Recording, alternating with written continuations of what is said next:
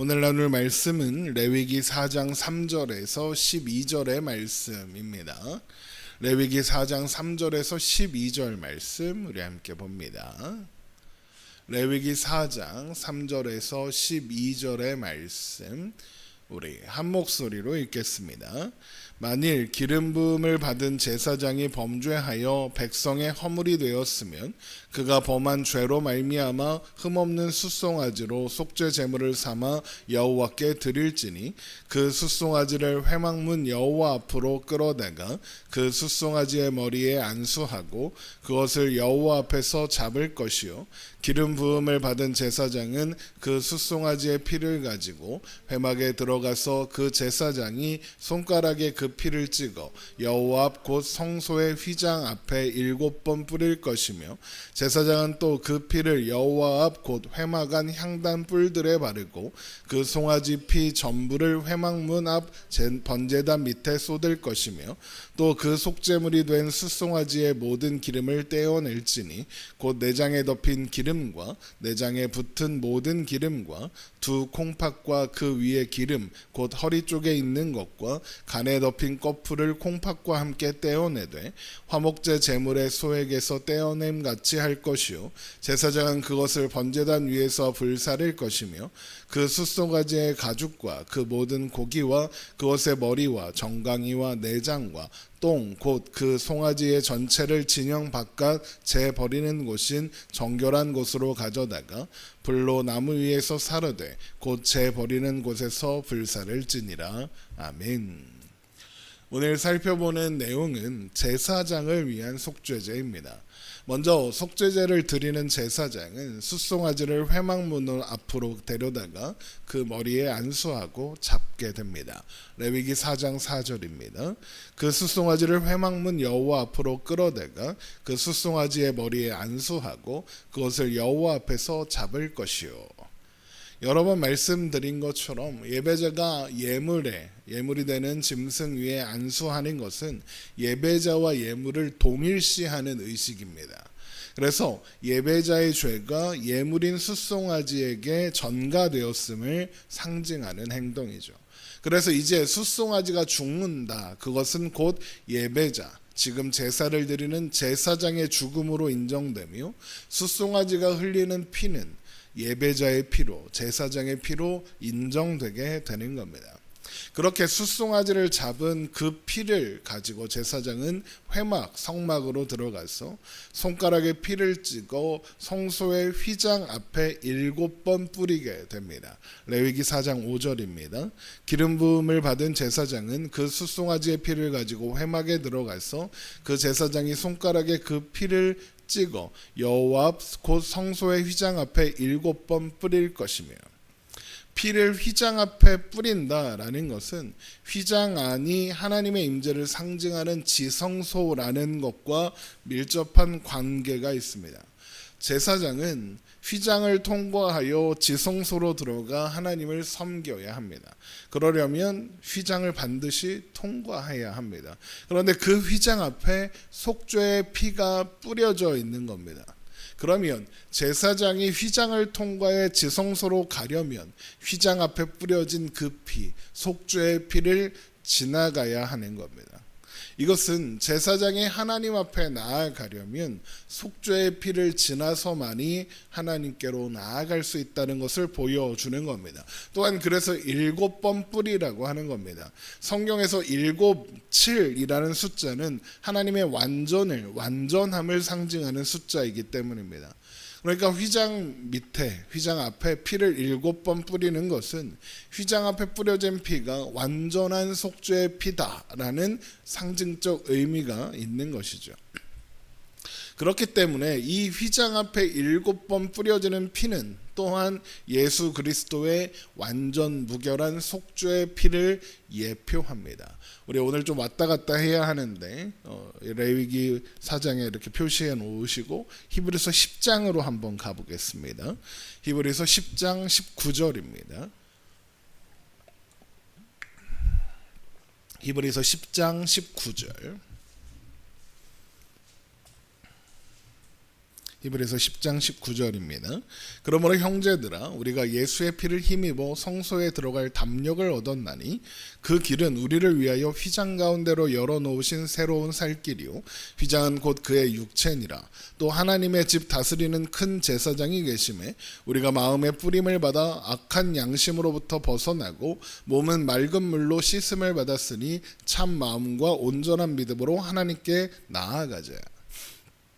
금방 읽은 히브리서 10장의 말씀이 휘장 앞에 7번 뿌려진 피를 모티브로 하고 있다는 걸 여러분 금방 눈치챌 수 있으실 겁니다. 제사장이 휘장 앞에 7번 뿌려진 피를 지나 지성소로 들어가는 것처럼 우리는 예수님의 피를 힘입어 성소로 지성소로 들어가는 겁니다. 하나님 앞에 나아가는 거죠.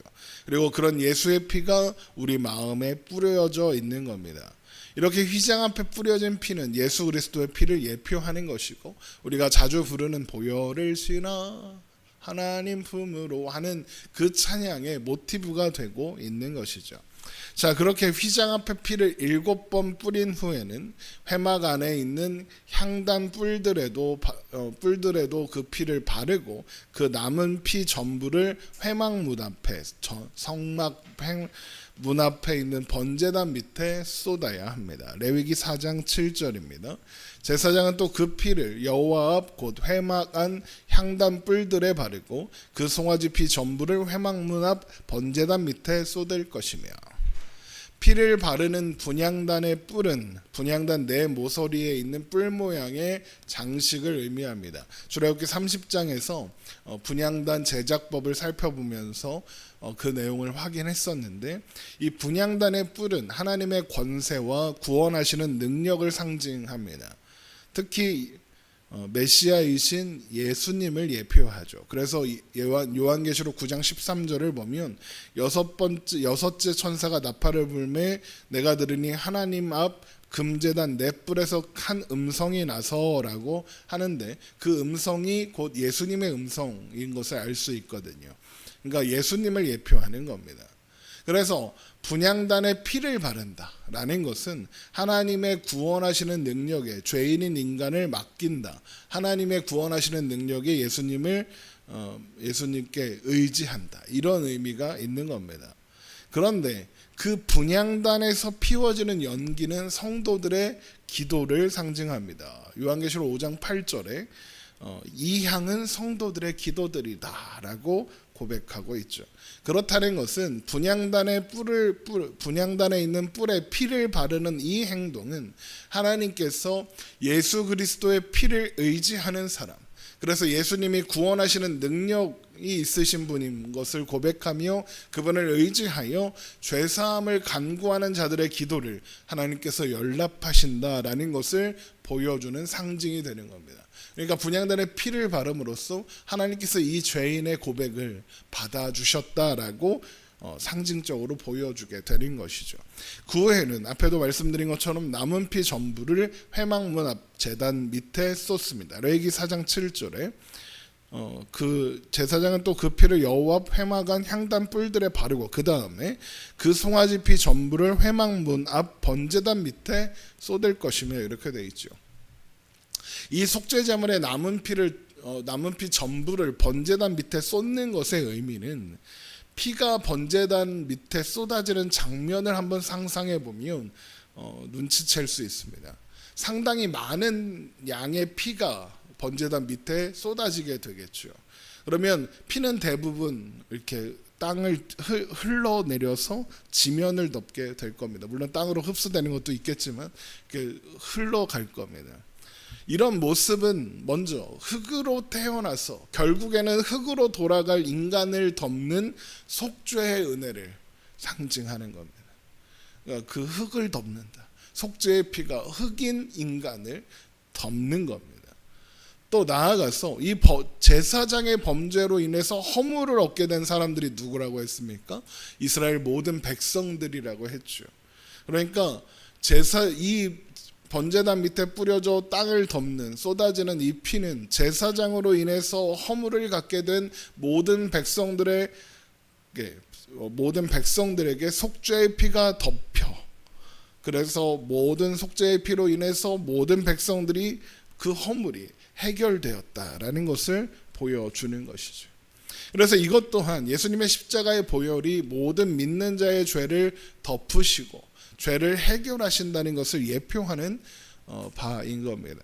이렇게 속죄제의 규례 곳곳에 예수님께서 죄를 사하시기 위하여 십자가에 돌아가신 것들을 예표하는 상징들이 담겨 있는 것을 알 수 있는 겁니다. 자, 그렇게 피의 처리가 끝나면 제사장은 속죄제물이 된 숫송아지의 모든 기름과 간과 콩팥을 떼어내어 번제단 위에 불살라야 합니다. 레위기 4장 8절입니다. 또 그 속죄제물이 된 숫송아지의 모든 기름을 떼어낼지니 곧 내장에 덮인 기름과 내장에 붙은 모든 기름과 두 콩팥과 그 위에 기름 곧 허리 쪽에 있는 것과 간에 덮인 꺼풀을 콩팥과 함께 떼어내되 화목제 제물의 소액에서 떼어낸 같이 할 것이요 제사장은 그것을 번제단 위에서 불사를 것이며 모든 기름과 간과 콩팥은 하나님의 것이다 라고 한 레위기 3장 16절의 규례가 여기서도 동일하게 적용되는 것을 볼 수 있습니다. 모든 기름과 간과 콩팥이 하나님의 것으로 구별되는 것은 레위기 3장 16절을 다루면서 확인했던 것처럼 기름은 풍부와 번영을 힘을 상징하고 간과 콩팥은 사람의 깊은 감정과 내밀한 마음을 상징하며 지방과 함께 간과 콩팥을 드린다는 것은 하나님이 모든 힘의 근원이시고 하나님께만 오직 권세가 있으시며 그 하나님께 내 마음을 내 중심을 드린다라는 의미라고 했었습니다. 결국 기름과 간과 콩팥을 구별해 하나님께 드리는 것은 이 죄사함의 권세가 하나님께만 있음을 그 은혜에 감사하며 그 은혜에 자신을 맡긴다라는 의미가 되는 것이죠. 자, 그렇게 기름과 간과 콩팥을 번제단 위에서 불살라 하나님께 드리고 나면 그 나머지 전체를 진영 바깥 재 버리는 곳으로 가지고 가서 나무 위에 올려 태우게 됩니다. 레위기 4장 11절입니다. 그 숫송아지의 가죽과 그 모든 고기와 그것의 머리와 정강이와 내장과 똥 곧 그 송아지의 전체를 진영 바깥 재버리는 곳인 정결한 곳으로 가져다가 불로 나무 위에서 사르되 곧 재버리는 곳에서 불사를 지니라. 이렇게 하는 것은 속죄제를 드리는 자의 죄와 부정함이 멀리 떠났다. 그래서 완전히 제거되었다. 이런 의미가 있습니다.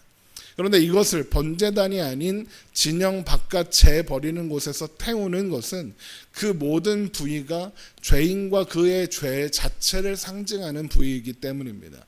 번제단에서 태우는 것은 하나님께 드리는 하나님이 받으시는 제물인데 거룩하신 하나님께서 죄와 죄인을 상징하는 그 나머지 부분들을 받으실 수는 없는 겁니다. 자, 그렇게 진영 바깥에서 고기를 태우는 것은 예수님께서 예루살렘 밖으로 끌려나가 골고다 언덕에서 고난받으시고 죽임을 당하시는 그 모습을 예표하는 겁니다. 우리 히브리서 13장으로 가보겠습니다. 히브리서 13장 11절입니다.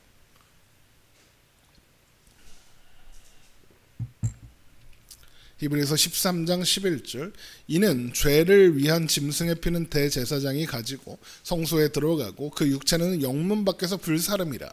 지금 살펴본 속죄제의 내용이죠. 영문 밖으로 데리고 가서 불태우는 장면이죠. 그러면서 12절에 그러므로 예수도 자기 피로써 백성을 거룩하게 하려고 성문 밖에서 고난을 받으셨느니라. 이 두 가지를 연결하고 있는 것을 볼 수 있습니다. 이렇게 죄인인 인간이 하나님과의 관계를 회복하려면 반드시 그 죄와 그에 따른 모든 결과를 제거해야만 한다라는 거죠. 그런데 그 누구도 자신의 힘으로 스스로의 힘으로 그렇게 할 수 있는 사람은 아무도 없습니다. 제사장 또한 그랬습니다. 그래서 하나님은 백성들이 죄와 그 결과를 제거하고 하나님과의 관계를 회복하고 하나님 앞으로 나올 수 있는 해결책으로서 속죄제를 직접 제시하신 겁니다. 그런데 이 속죄제는 완전하고 최종적인 해결책이 될 수는 없는 겁니다. 왜냐하면 그것을 처리할 완전 무결할 제사장이 없기 때문입니다. 그래서 우리 히브리서 한 장 앞으로 넘어가서 히브리서 10장이 이렇게 전하는 거죠. 히브리서 10장 1절입니다. 율법은 장차올 좋은 일의 그림자일 뿐이요 참 형상이 아니므로 해마다 늘 드리는 같은 제사로는 나아오는 자들을 언제나 온전하게 할 수 없느니라. 그렇지 아니하면 섬기는 자들이 단번에 정결하게 되어 다시 죄를 깨닫는 일이 없으리니 어찌 제사 드리는 일이 그치지 아니하였으리요. 그러나 이 제사들은 해마다 죄를 기억하게 하는 것이 있나니 이는 황소와 염소의 피가 능히 죄를 없이 하지 못함이라. 속죄제가 성막에서 드리는 제사장이 드리는 속죄제가 완전 무결한 속죄제가 아니었다 그러는 겁니다. 그래서 속죄제는 완전 무결한 제사장이며 궁극의 속죄 제물이신 메시아 예수 그리스도를 예표하는 상징으로 가득할 수밖에 없는 겁니다. 하나님이 속죄제를 주시면서 얘들아 이것은 예표다. 이것은 너희를 구원한 메시아를 위한 상징이다라고 가르쳐 주시는 거죠. 히브리서 10장 12절을 보십시오. 오직 그리스도는 죄를 위하여 한 영원한 제사를 드리시고 하나님 우편에 앉으사 그 후에 자기 원수들을 자기 발등상이 되게 하실 때까지 기다리시나니 그가 거룩하게 된 자들을 한 번의 제사로 영원히 온전하게 하셨느니라. 그러면 이것이 속죄제에 담긴 의미이며 이것을 통해 속죄제를 통해 발견하는 예수 그리스도의 놀라운 사역인 겁니다. 그러면 이렇게 속죄제의 규례를 묵상하면서 죄 안에서 길을 잃어버린 우리들을 찾아오사 그 죄를 해결할 방법을 직접 제시하시고 그 길로 우리를 인도하신 측량할 수 없는 예수 그리스도와 하나님의 사랑 그 은혜를 묵상하며 오늘도 살아가는 우리가 되기를 주님의 이름으로 축원합니다. 기도하겠습니다.